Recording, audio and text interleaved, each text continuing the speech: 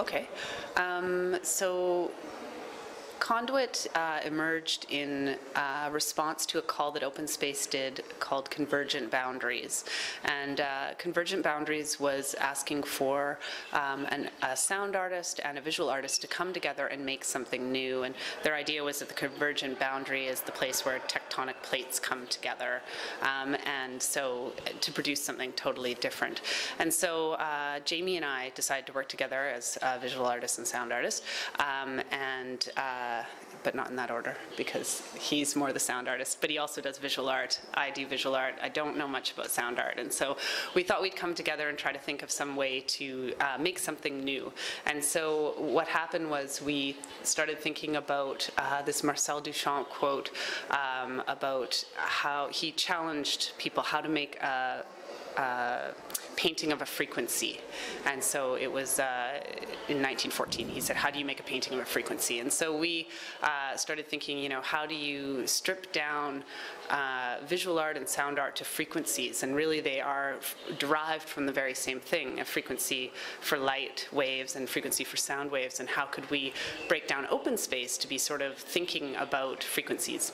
And so what we did subsequently was we worked to create something that was very basic. On the visual side, we masked out a skylight, and we created an aperture in it, creating a really simple camera obscura design. And so what we have is the light outside the gallery funnels into a shape that then goes onto the floor of the gallery in a spotlight. And that spotlight is then treated with mirrors that the spotlight has an image of the sky and birds flying by and clouds, and the mirrors that are in the spotlight reflect the light that comes down and create spotlights on the wall, like beams of light. And so what we were really interested in was not the image that might be produced from a camera obscura, but instead the light. So that was sort of the starting there. Very quiet. Hi.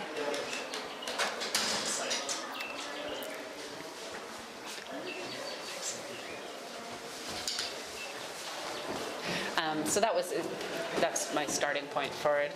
I'll let you do some speaking. So there's, I think the issue that I always encounter working primarily as a sound artist, somebody who works with sound divorced from visual media, is that sound typically becomes, if you have a visual component in an exhibition, the sound becomes, just by its very nature, how we respond to it, it becomes a soundtrack. So what is interesting about this work is being able to, they are two different pursuits, obviously. There is what you're going to see and there's what you're going to hear. But I think there's enough of a cross-pollination between the two works, and there's also the simplicity of the approach of the two works, so that there isn't, one is not trying to reinterpret the other. And so the sound component for this, because I didn't want to bring sounds in, it wasn't about recording and kind of transforming the space into anything else other than what it is. But what I did was look at certain ranges of sound that are ever present, but just because of the human ear, the way the human body works, we're not capable of tuning into them. So there's a false wall that was built into the open space exhibition room about a year ago, and they left it in there. So I find that wall becomes this very temporary divide that I wanted to make use of. So it's what I did was actually turn the wall into an antenna with drill sounds. So both sides of the wall are actually turned into an antenna array. One side of that wall is basically an open circuit, an open antenna that is picking up any electrical changes, any electrical base noise pollution that is present in the building, and that makes that basically audible, so that you'll hear when somebody turns on a light switch, it changes the power grid and actually makes a surge in the sound, and it's an audible change. If the heating system kicks in, if other things are taking place during the day, the sound actually changes. So it goes from being this sort of high-pitched kind of buzzing sound and harmonically shifts throughout the process of the day. The other side of the wall, which is a very similar antenna matrix, is tuned to a very specific station. It's a mid-range radio station, which is it's known as the Jurgensen frequency. And Frederick Jurgensen was is an artist turned acoustic phenomena researcher who is credited as becoming the first person to actually not only define but also capture in recordings what he termed as EVP, which is electro voice phenomena. EVP is a rather fantastical idea that we can actually communicate back and forth with the deceased through radio frequencies, and specifically he had the most success with this one.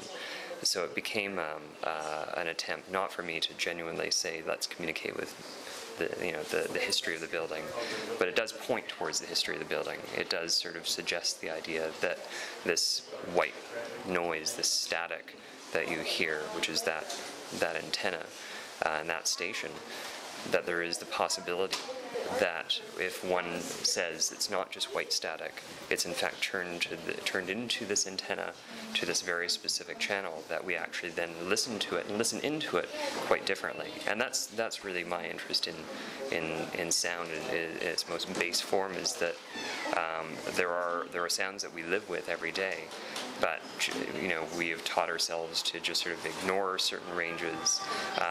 We have basically said this is not really changing sound, so it's again becomes background white noise.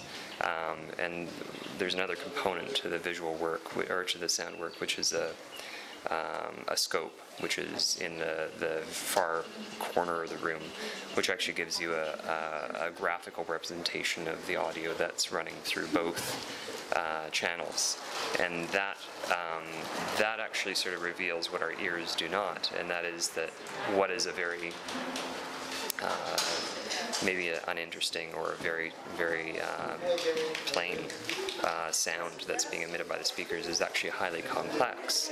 So there are changes, there are complexities and layers to it, but our ears and our perceptions, kind of diminishing it down, distill it down to just basically being white noise.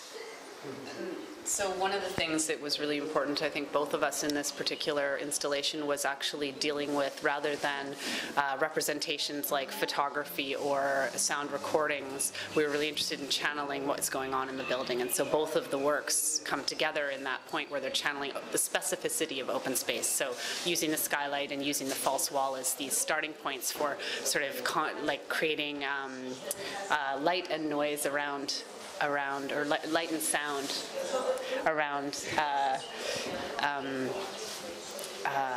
the building, and just trying to amp that up and draw attention to this really important space, both culturally and historically. Open space, of course, oftentimes people show their works here, but we don't get a large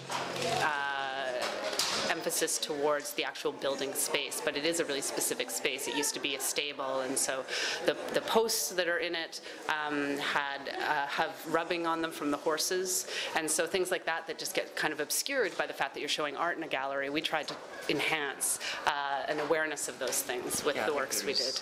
Yeah, I think there's just by the nature of the way that we think of gallery spaces, if there's nothing on the wall, then the space is not active. Once you put it up an exhibition, then it's activated. And yes, we have transformed it, but I think very slightly, so that there is a starkness. There is the brain wants to sort of fill in the gaps, and the gaps really are the sense of being in a room. in a building that is reacting both to outside conditions, the quality of the light outside, the weather conditions, but also reacting on this level that we're not immediately attuned to, which is the electrical noise pollution and these other possibilities.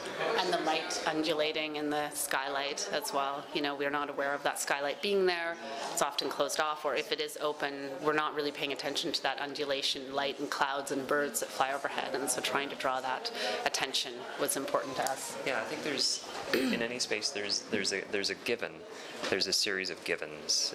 I'm using that term loosely, but the givens being that we just have absorbed them and made those assumptions that they're there. So I think Conduit becomes literally an ability to, not only is the work becoming a conduit for light and sound in its most primary forms, but I think we become the interpreters of that information. Just like the brain interprets a certain wave pattern as the sound of a barking dog versus the sound of a car, that we then are open to interpret those very basic principles of a light path and of an audio waveform as these others.